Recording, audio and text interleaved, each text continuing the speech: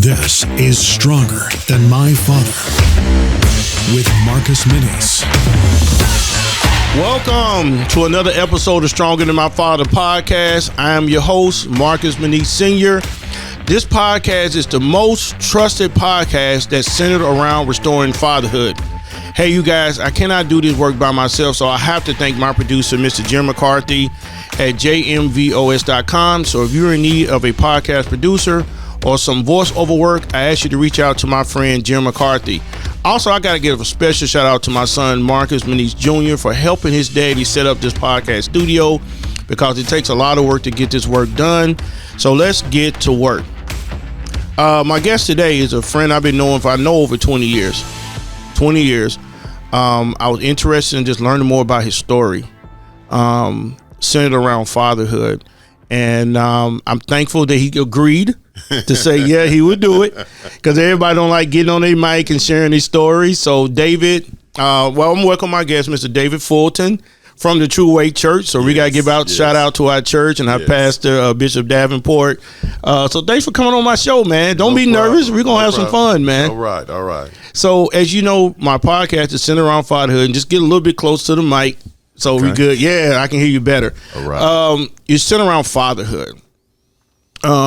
The first thing come to your mind when you hear, if somebody come to you and say, what do you think about fatherhood? What comes to your mind? First of all, I'd just like to say that anybody that knows me know that I am not a father. Mm-hmm. But when I think of fatherhood, what comes to mind is an example set. Mm-hmm. Fatherhood is a place in life that affords a person the opportunity to set an example for those who are following them, their children, whether it be male or female. Mm-hmm. You know, so when I think of fatherhood, I think of an ultimate example. Yeah. The fact that I'm not a father does not negate the fact that I can be an example. Yeah. Because I do have a nephew, Jimmy Smith. Yeah. Who stayed with me for a period of time after he graduated high school. Mm-hmm. And it with him being here in Tennessee, he's in New York now. Mm-hmm. It afforded me the opportunity to set an example, because his father wasn't really present in his life. He was kind of in and out. Mm-hmm. So it gave me the opportunity to kind of instill in him some core values about life, you know, some things that he should know as a man. So fatherhood is really being able to set an ultimate example, you know, for your children or just children in general. Yeah. Let me ask you this. Growing up, how was your relationship with your dad just growing up? Do you have any good memories or things that you have with just being with your dad growing up? Yes, I do. And actually, my story is quite different, because I was born out of wedlock, and my father married my mother when I was 3. Okay. So I have a biological father, and I have what most people would call a stepfather. Mm-hmm. But growing up, we did not use the term stepfather. Yeah. In our household. Yeah. He was always my father. Yeah. So the dynamics of me growing up was a little bit different. Mm-hmm. But I have fond memories of my dad, who's no longer here. He passed in October of 2021. Oh, okay. He had some health challenges. But I remember, of course, I'm from the South, from Mississippi. I keep forgetting you from Mississippi. I'm from Mississippi. I don't know why I keep thinking you from Nashville. I'm from Mississippi. Yeah, I remember Jackson. That. Yeah. Jackson, Mississippi. So, even though we lived in the city, you know, I had that country style of living, you know what I'm saying? So,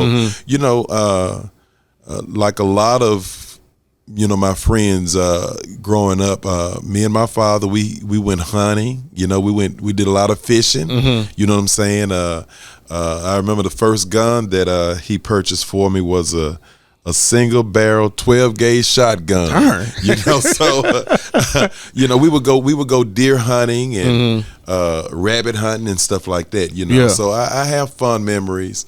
But you know, you can always find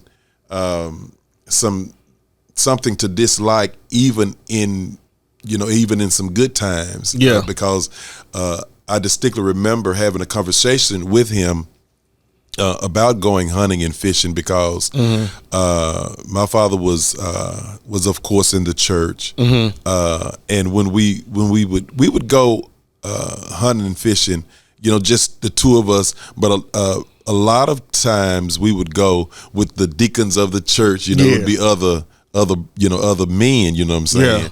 Yeah. And I remember posing that question to my father because I wanted more quality time with him and just not with with the brothers, because I was the only kid. You know, none of the other deacons brought their children. You know, their sons. You the only child? No, I have a younger sister. Okay. I have a younger sister. Right. So, yeah, I have fond memories of hunting and fishing and stuff like that. So. What tools did your father give you growing up in your development? What tools do you think he gave you that helped shape you to the man that you are today in your development? I think one of the strongest tools is the work ethic that my father had. Okay. He was a worker. Now his line of work is different from what I do now. Yeah. He worked for General Motors. Oh, okay. But he was in the corporate, you know, field of General Motors. You know, he had an office and he did a lot of traveling to Detroit. You know, because I guess that's where that corporate office was. But he was a worker, and I think that instilled a lot in me. Because I'm a pretty hard worker. Of course, I work for Nissan now, and but it's more of a technical thing with me. You know, of course, I work in a factory, which is much different from what my father did. Yeah. But just being able to get up, to have the strength to get up in the morning, and to know what I got to do in order for my bills to get paid. Yeah. I don't have a family, you know, a wife and kids, but I take very good care of my mother, and I'm proud to say that. We're going to definitely talk about that part. And I think anybody that knows me know that I take very good care of my mother. But it affords me the opportunity to do that. Yeah. You know, to be able to get up and know what I got to do. You know, a lot of men that are my age and even younger, you know, they don't have that get up and go. You know what I'm saying? To get up in the morning, you know, and to know that you got to go to work, you got to put these 8 to 10 hours in, you know what I'm saying, to get your paycheck, to be able to pay your bills, you know what I'm saying, and to be able to put food on the table, to be able to pay that mortgage, to be able to pay that car note, you know what I'm saying? So that was one of the strongest things that I got from my father. My mother, in being reared up, she didn't really want for anything, because my father was that provider for her. You know what I'm saying? Of course, with him working for General Motors, she would get she'd get a new car every year. You know what I'm saying? So I don't know whether or not he asked her what she wanted or not. But, you know, he would come home with the new car every year.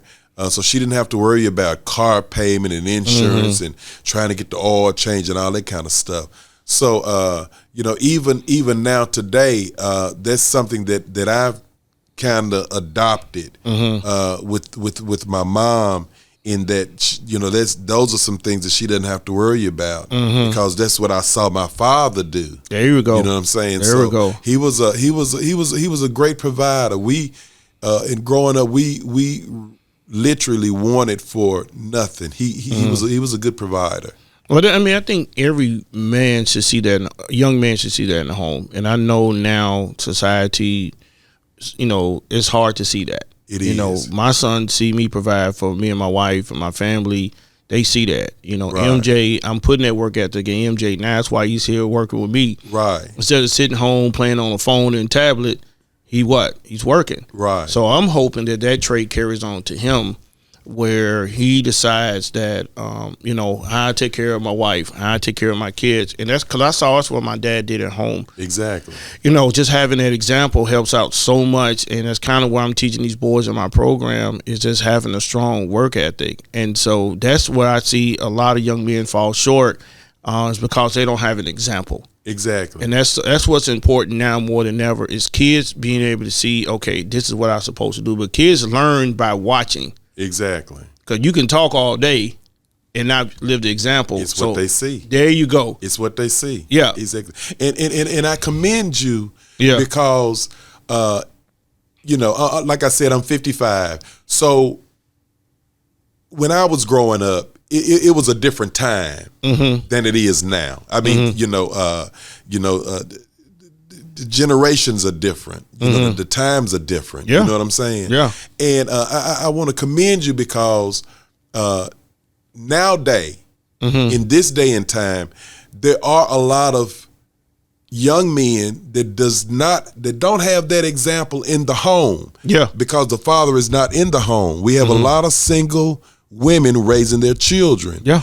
But they need to know that what they need is just an example. Yep. It doesn't have to be a man in the house. It just has to be an example. Someone that can provide an example. Got it. Just as I did with my nephew. Yeah. See what I'm saying? Got it. My nephew, of course, was raised by my sister. You know what I'm saying?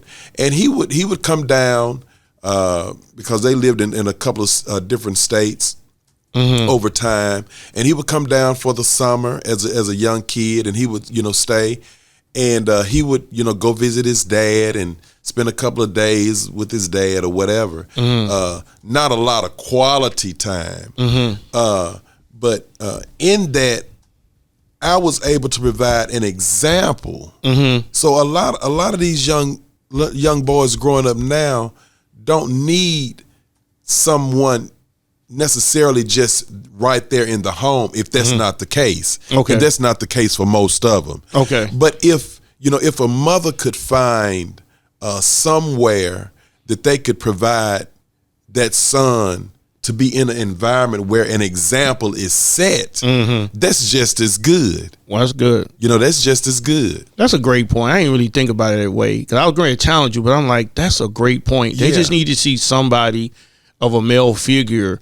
And a lot of kids look at their coaches when they play soccer or basketball, and then you hear a lot that those coaches became a father figure. Exactly. And that's why I hear that word a whole lot. Hey, he wasn't my dad, but he was a father figure. So in your opinion, when you taking care of your nephew, did your nephew look at you as a father figure, or did he just look at you as just uncle? Well, he calls me Uncle David. Okay. Even now, he's 27 years old. He still say Uncle David.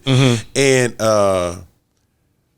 whether or not he sees me as a father figure, I can't say. And from my standpoint, it's really not a big deal.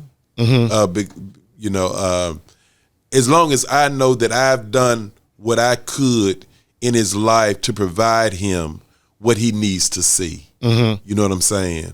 So I think that's just really the most important thing. So did he ever come back and just say, hey, man, I appreciate you, whatever you've done, you were just like a father figure to me? Did he use that term? Yeah, well, I think in times past he has used that term, and he's always grateful. Yeah. He's always thankful for, the part that I played. And let me say that it wasn't over a lengthy period of time. Yeah. You know what I'm saying? But the part that I played in his life, I think he's very grateful for that. I bought him his first car. Wow. Yeah. Okay. I bought him his first car. And actually, I went as far as, 55.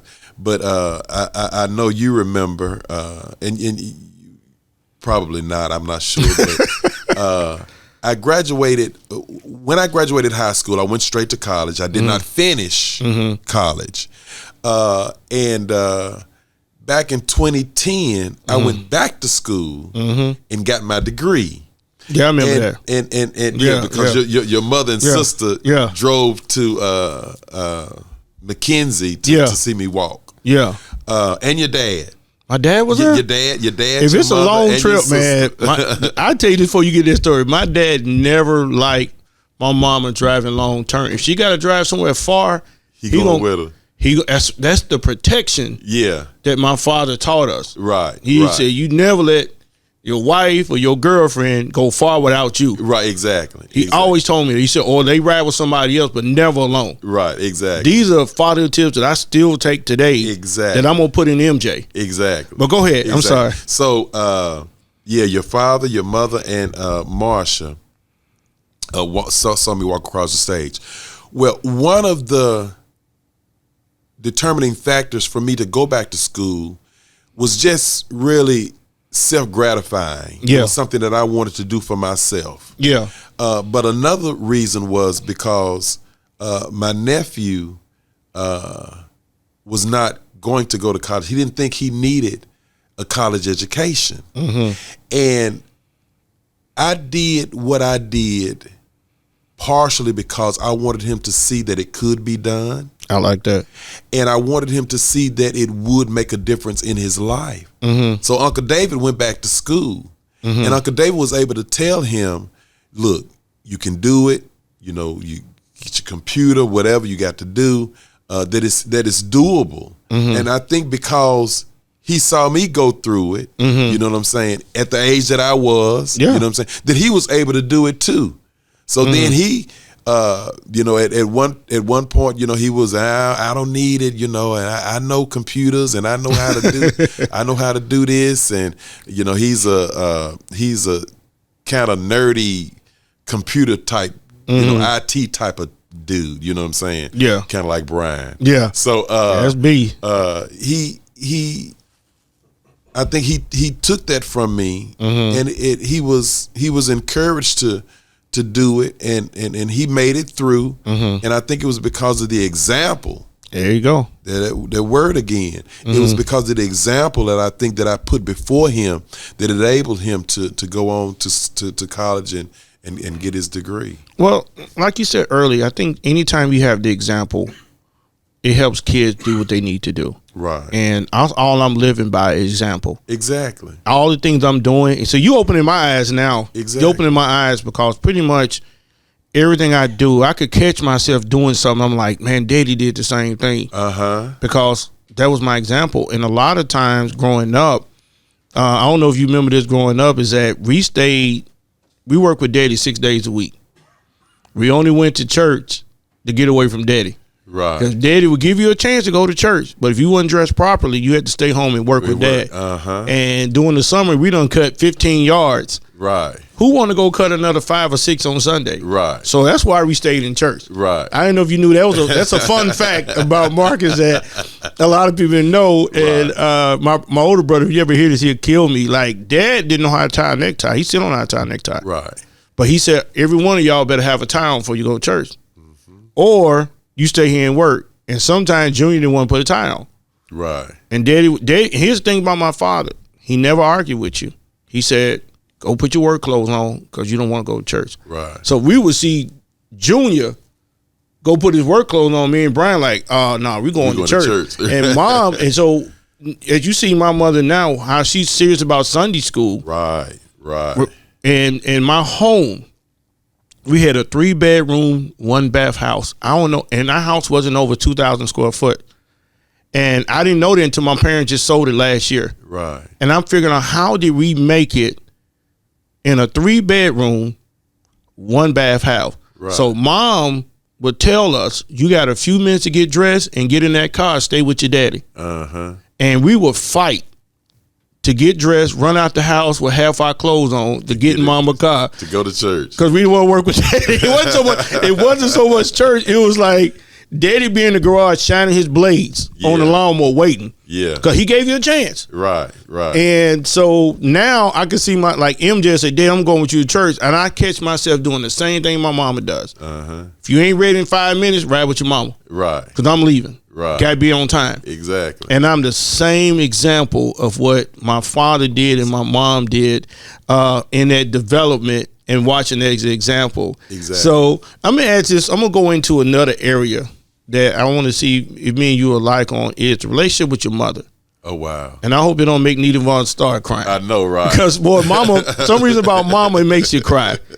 And you know, I'm an observer, and I've watched how you have taken care of your mother.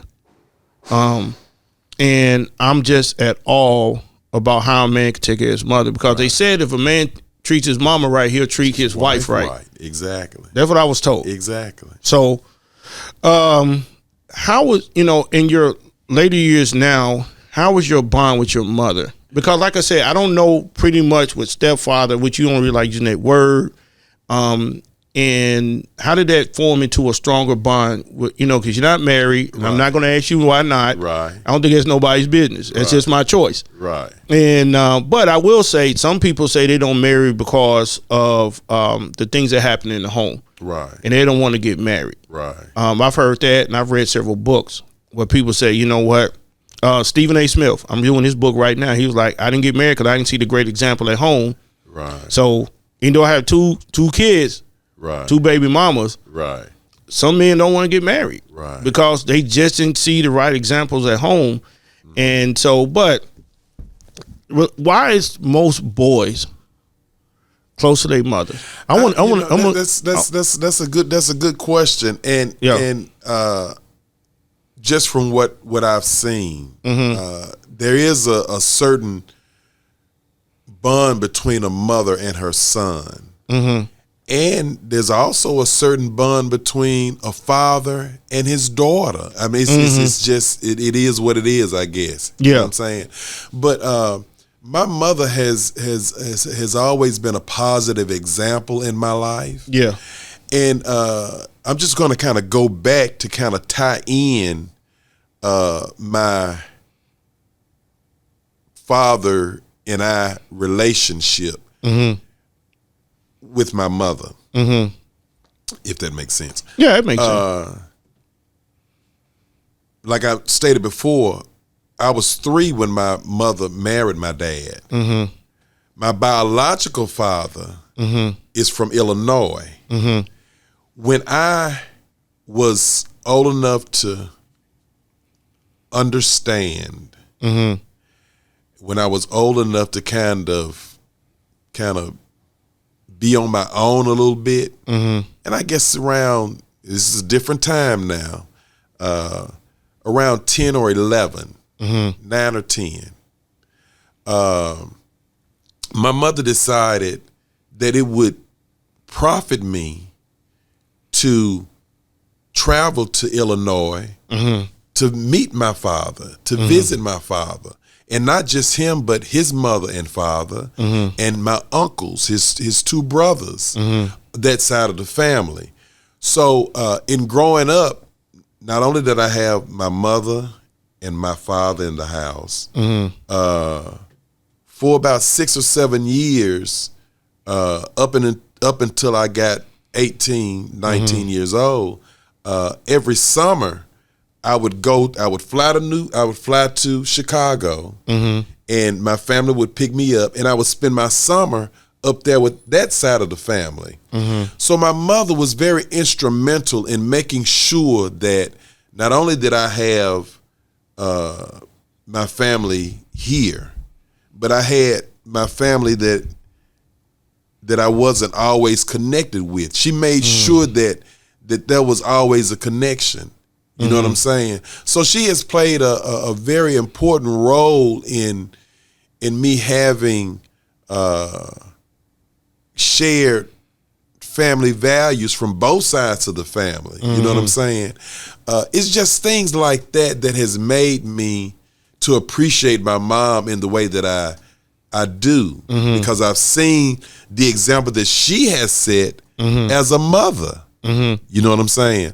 So that's why we are as close as we are. And of course, she just turned 76, and I just want to make sure that my mother is taken care of. You know what I'm saying? Now, the dynamics would probably be a little different if I had a wife and kids of my own. But since I'm single, then that just affords me the opportunity to just take care of her in the way that I do. You know what I'm saying?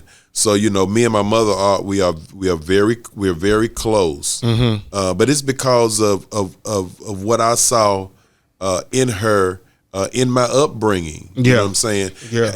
How she and my father communicated, and just the whole family dynamics. You know what I'm saying? I know that families, husband and wives, don't always agree. You know what I'm saying? No. But I grew up in a household where I did not see as a child the disagreements that my mother and father may have had. Okay. Now they divorced, and they've been divorced for some years now. But they divorced after my sister and I were adults. You know what I'm saying? So and I really can't say that I saw anything that led up to the divorce. Yeah, you know what I'm saying? Because of course I'm a child. Yeah. And them being the parents that they were, I guess they shielded that from us. You know what I'm saying? There's certain things in raising a family that, there's certain things that you just don't want your children to know. Say that loud, or man. see. Say that again. Happen between the husband and wife. You know what I'm saying? A lot of people don't know that. Even after my father and mother divorced, my father went on to remarry. My mother never bad-mouthed my father. Example. You know what I'm saying? Whenever we would go home for family events, family occasions, family reunions or whatever, we would always go by my father's house to see my father. You know what I'm saying? We talked even after the divorce 2 or 3 times a week. You know what I'm saying? When he was a little bit more up and able to, move around and stuff before he took ill, my sister and nephew would always come down. This was the meeting place for Christmas. Oh, okay. We would always have Christmas here in Nashville or in Smyrna. And my father, his wife was from Birmingham. He would take his wife to Birmingham for the holidays, and he would come to Smyrna, and it would be me, my mother, my father, my sister, and my nephew would spend Christmas together here in Tennessee. So, what I'm saying? So that just speaks of the relationship that I had with my father, even after he and my mother divorced. He was still there. He was still there. Yeah. He was still there. And when he got so sick that he, had to be put into a nursing facility, assisted living facility, whenever we would go home, I'd go home and I'd spend hours just in the room, with him, talking, and reminiscing, you know what I'm saying? And he always commended me of how I was taking care of my mother. That's good. He would always commend me on how I was taking care of my mother. And I don't know whether or not I've ever told him or not, but I guess I can say it now. It's because of the example that he set, even though they were divorced. It was the example that he set that I was able to do that, you know what I'm saying, to continue to take care of my mother. So, even up until his death, we still had a pretty good relationship. And that's good. I just always wanted to know why the bond. I think it was Denzel say a mother's love, a son and a mother's love is deep. His first love. I would say the first love is the mother. And so when I look at you and I look at how I treat my mother, it's like every Sunday when we're at church, we don't leave until mama leaves. Right. We close to mama. Right. But I just never knew from other people's perspectives why young men are close to their mom. The young man that I'm interviewing later today had a dysfunctional relationship with his mother. But when times got tough, he was like, I need to call my mama. And I was like, why? Right. If your mom was a bad mother, why would you call her? Right, exactly. And my mom says, no matter how bad a relationship is with a son and his mother, a son gonna always call his mama. Right, exactly. And I couldn't believe that, because I'm thinking, if you was a horrible mom, why would I call you for? Right, exactly. You horrible, why would I call you? Exactly. And then too, you know, I guess you have to just kind of dive into the aspect of, you know, just being, you know, the difference, should I say, in a woman and a man. You know, your mother is able to give you insight of yourself in an emotional way that your father can't. You know what I'm saying? Because women are emotional creatures. You know what I'm saying? They their foundation is built on love and care and those type of things. You know what I'm saying? And sometimes, we as men, we need that. We need that in our lives. We need that to be shared with others. You know what I'm saying? And sometimes we can't get how to do that from the dad. You see what I'm saying? Because you think about it, everybody's perspective of your dad or even a man is that, it's hard. Yeah. You know what I'm saying? Your daddy coming across hard. Yeah. You know what I'm saying? And if you're a man, you have to come across hard. Yeah, I you do. know what I'm saying? Yeah. Some men grew up in a household with a father that wouldn't allow them to cry. Yeah. No, men don't cry. Yeah. Men don't shed no tears. You know what I'm saying? And a lot of times our younger generation have suppressed that emotional connection that they should have with themselves. Yeah. You see what I'm saying? You think about how can a young boy, and you think about the crime and everything that's going on in today's society. A lot of this stuff is happening. I just heard on the news this morning. A lot of stuff is happening. These guys, 16, 17, 15 years old, young as 9 and 10 and 12, robbing people. You see what I'm saying? Stealing cars. You know what I'm saying? All of this stuff. You know what I'm saying? And it's because they're not connected with their emotional self. You see what I'm saying? Because if you were, how could you look at, somebody that's 70 years old and say, I'm gonna snatch her purse? You know what I'm saying? If you were emotionally connected with yourself, you know what I'm saying? You look at that 70-year-old lady and you'll say, I can't do that. That's somebody's grandmother. Yeah. You see what I'm saying? That could be my grandmother. Yeah. You see what I'm saying? So I think there's a great disconnect and there's a great divide when it comes to men and being connected with their emotional self. You see what I'm saying?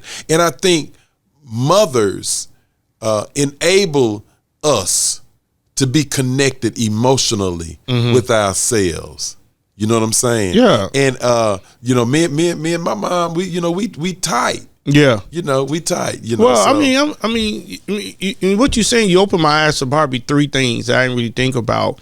Is that my mother's the one put a book in my hand to teach Sunday school.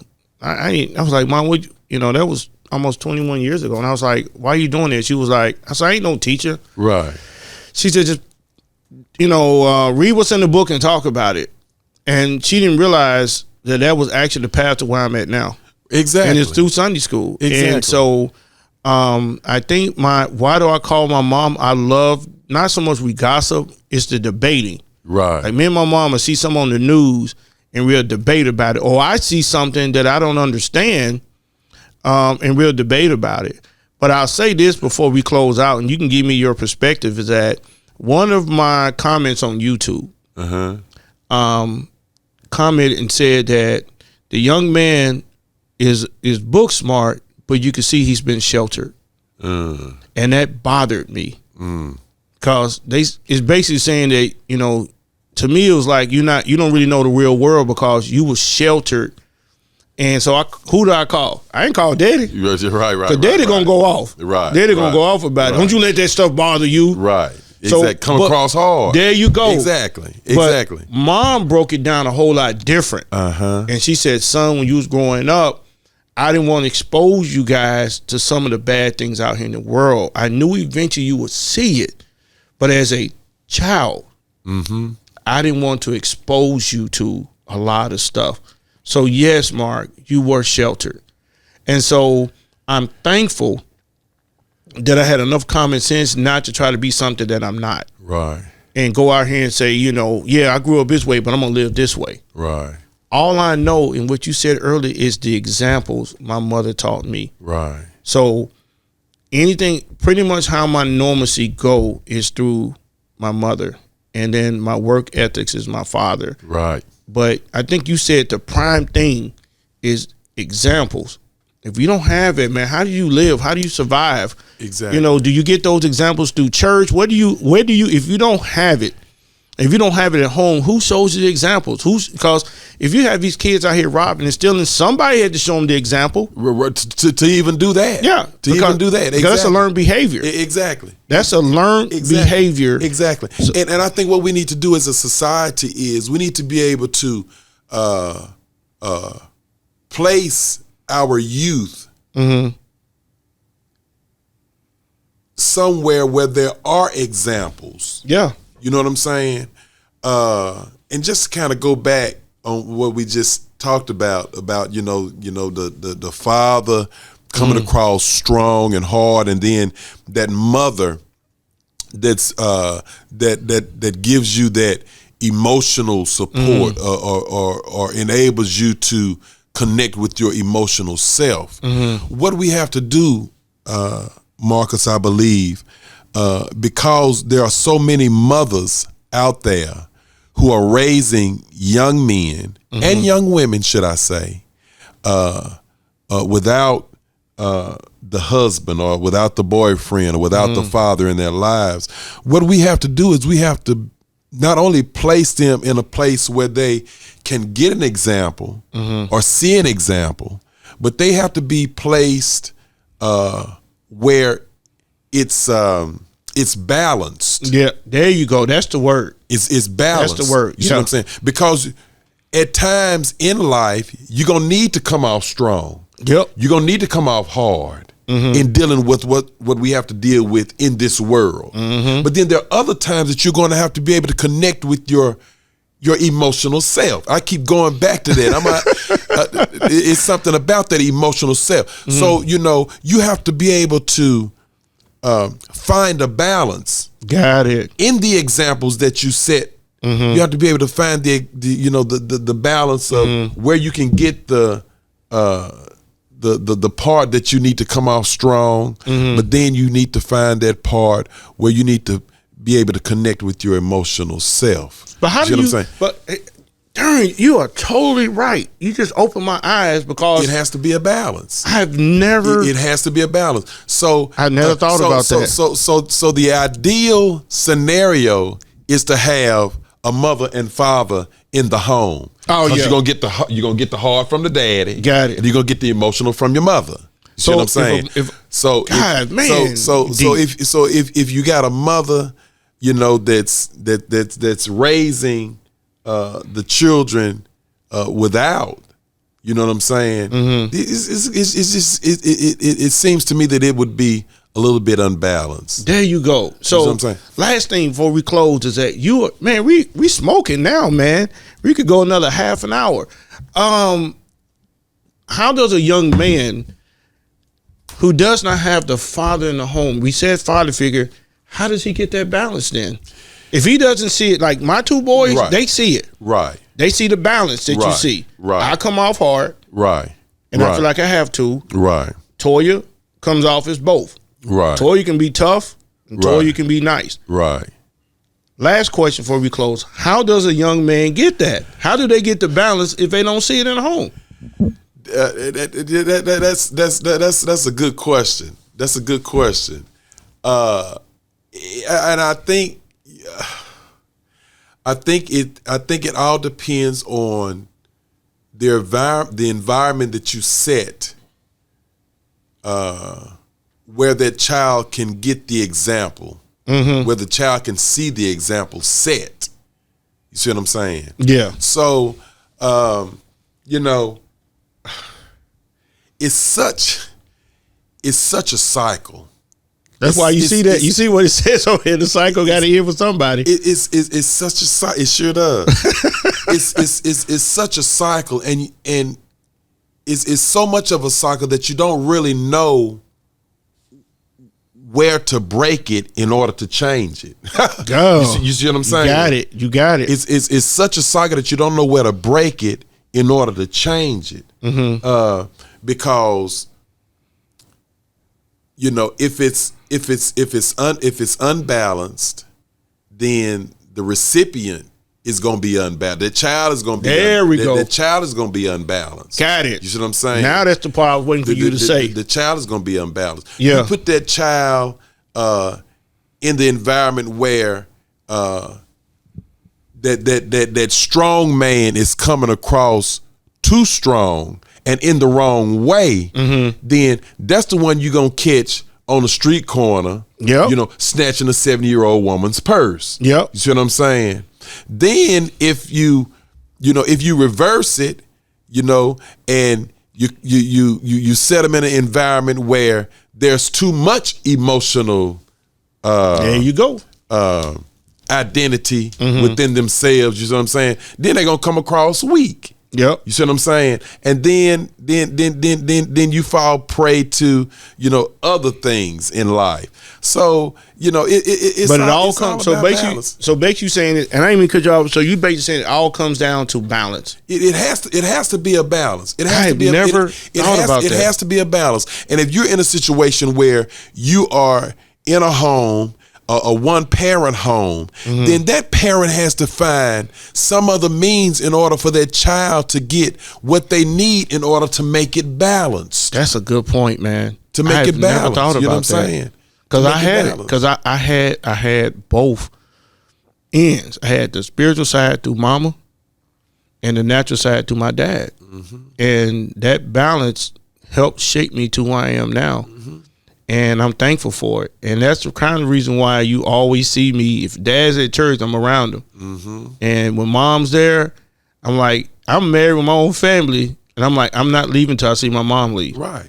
Because I don't know how much time they have on this earth. Right. And I think the day that happens, I don't know how I'm going to act. Right. That's true. But I do know that I could do their eulogy and say they did their job. Exactly. My mom and dad did their job. Exactly. And from the part where you talk, you're going to make me start crying, David. I'm going to go off on you in about 2 seconds, man. See this, Jim? I ain't dealing with nobody else today, man. Cause I see it clear as daylight now since you said that. I see it clear as daylight, and I'm so thankful that I had the balance. Yes. The mother and the father, never seeing violence, never seeing my dad disrespect my mother.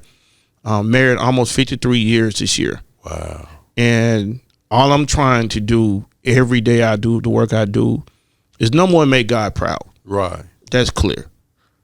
But I want to make my mom and dad proud of a son. And I know they are. Yeah. They don't have to tell me. Right. But every time, and I'll say this and I'm going to close, because I got the next guest ready, is when I'm ready to give up on this and say I'm tired of dealing with people and everything, because I didn't go through this, who do I call? My mama. Exactly. I ain't gonna lie to you, do I call my mom? Exactly. Because she's going to offer you what you need. Yeah. She's going to offer you what you need. You see what I'm saying? Yeah. And most of the time it's going to be something that's going to be connected with that emotional self. You killed. You know what I'm saying? You're killing me with that. You're that right. Emotional self, and that mother is going to be able to connect with you on that level. You know what I'm saying? She keeps me together, man. She keeps me together. Yeah, I'm thankful for it, man. I wouldn't be able to do this work without her. Right. I wouldn't even touch it. Right. I wouldn't touch it. When I interviewed her, I said, "Why you picked me to mentor my cousin?" She said, "All you ever done, Mark, was help people, and I knew you was the one." to help your cousin. And so now 21 years later, I look back and I say, if it wasn't for that conversation, me and you wouldn't be here talking. Ain't that something? So I have to thank you for coming on. Man, I want to keep going with you, David. I'm bringing you back, man. I was just going to say, you're going to have me back. I'm going to bring you back. I like this. I'm going to bring you back for the end of the year, man, for part 2 of this conversation of just really balance. Right. I want to talk more about the balance. So thank you so much for coming on the show, man. I hope you had a good time doing this, man. I did. I didn't know what to expect, but I look, really man, enjoyed it. I really enjoyed it. I never know. The thing about me, I never know what I'm going to talk about. Right. I let God lead me, and I listen to people's stories, and we never talk about balance. We never, but right. It just went there. It went there, right. And we had a good time. So thank you so much for coming on, and look for a part 2 real soon. I will. Hey, thank you guys so much for listening to Stronger Than My Father podcast, your most trusted podcast that's centered around restoring fatherhood. If you like what you hear, please click our subscribe button on YouTube. My goal is to get over 1,000 subscribers to Stronger Than My Father podcast by the end of 2024. So please like. Also, we're asking you, if you like what you hear and you want to invest into this podcast of an amount of $25 or more a month, it will help us keep this podcast on the air. So visit my website at strongandmyfather.org/donate. Give, help me continue to fight and restore fatherhood. I thank you for your time and listening. God bless you, and see you on another episode of Stronger Than My Father podcast.